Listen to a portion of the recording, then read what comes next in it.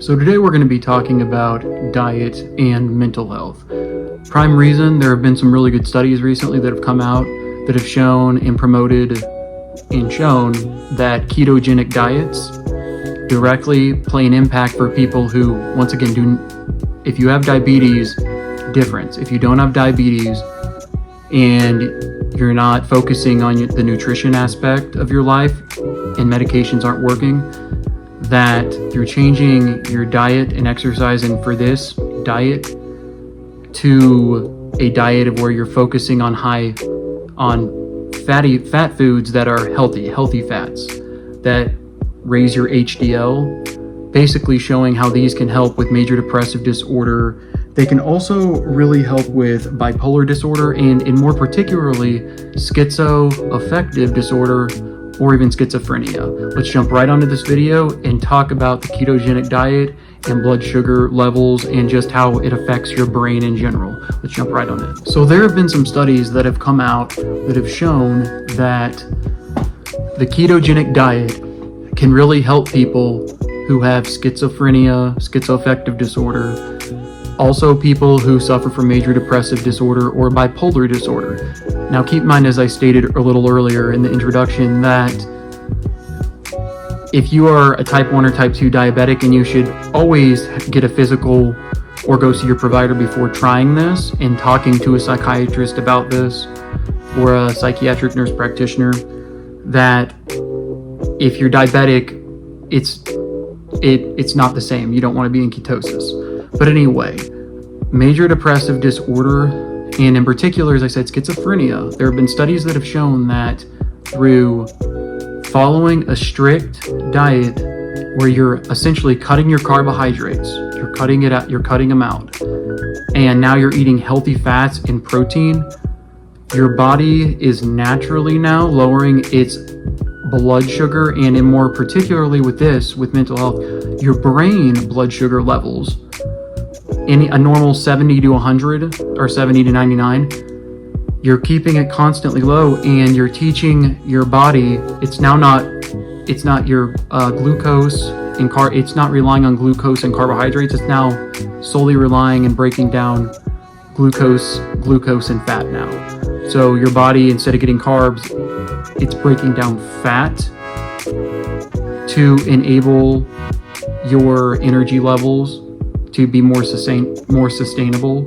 So essentially, once again, now since your glucose runs on fats with this, that there are many times when you are, for example, when you have a higher blood sugar, for example, and you're taking medication and you've tried a lot of different treatments, that a higher blood sugar, because the key is to reduce it, actually can enable things, for example, like long-term, like Alzheimer's disease, and more specifically, having elevated blood sugars can greatly reduce your neurotransmitters from being more active and producing, meaning your dope, and in particular, with the conditions mentioned, your norepinephrine, your dopamine, your serotonin are all they have been shown to be greatly reduced.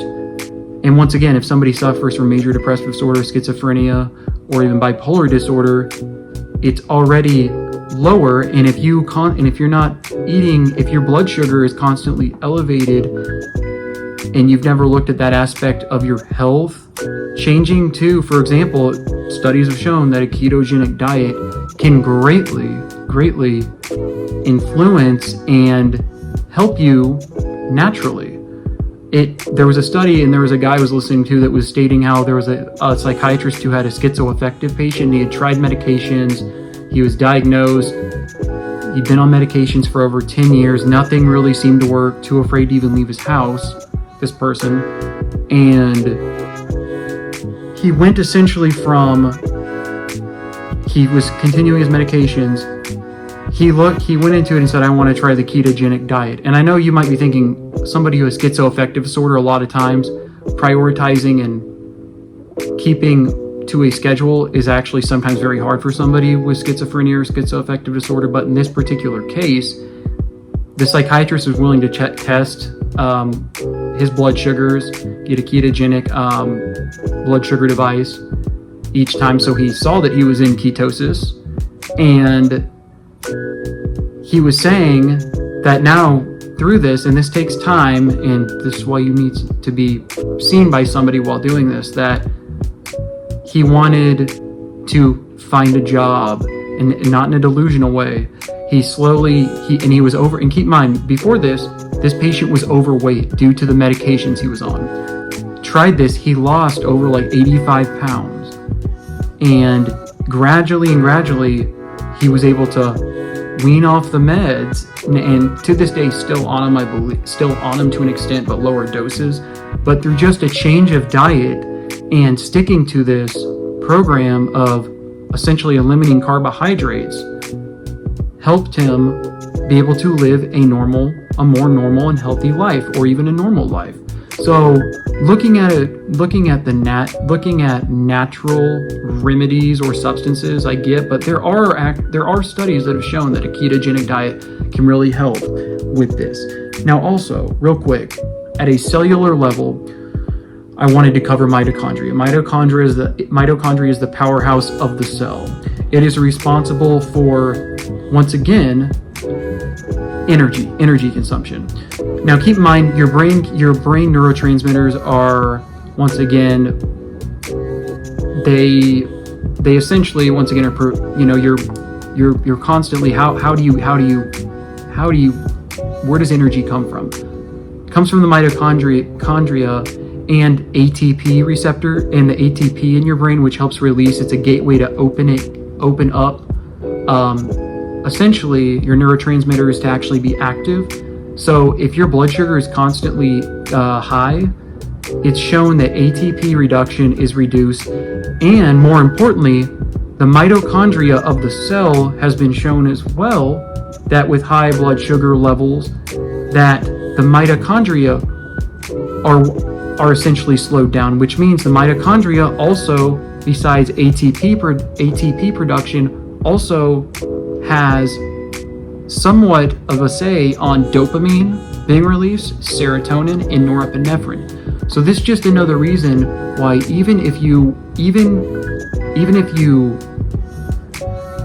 have a mild case, or just you feel off, or you have major depressive disorder or anxiety, trying things like this under supervision is something that you should try. And I know sometimes there's probably going to be psychiatrists and doctors that don't want you to try this, but I believe if they have the best interest for you and you're actively seeking remedies like this, or even just different approaches, then they'll follow you with it. Then they'll want to hear you out on this.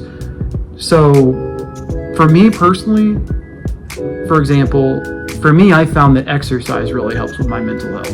And this comes through, once again, trying different things. It's just another aspect or something you potentially could look into. But, and sometimes exercise alone doesn't do it, but combining things can help. For me, exercise and having a YouTube channel and talking about what's on my mind. I'm crazy half the time too with the stuff I do, but this is what helps me. This is what helps keep my mental health in check and my prior problems of addictions in check. Once again, I just wanted to go over that slightly, the ketogenic diet. Wanted to talk about how even just it's another aspect that you should be considering if you suffer from a mental health condition. And lastly, once again, just reiterating that this should be under direct supervision, if medical supervision, if you wanted to try this. But just to give you some hope that there's more out there for you. The next video I will be doing, real quick before I end this, I'm going to be doing another video in regards to looking at different types of diets that can affect your mental health. So I'm going to be going outside of the ketogenic diet as well. I'm going to go a little bit, I'll go back over the ketogenic briefly, but then I'm going to cover some others as well that can help with your mental health. Please like and subscribe to the channel. Check out my playlist, 365 Days of Running. You'll see it probably in the bottom right or left-hand corner. Subscribe as well. You know the deal. check out my shorts, running every day. I love you all. That's your daily dose of mental health with Adam. Peace, like, and subscribe.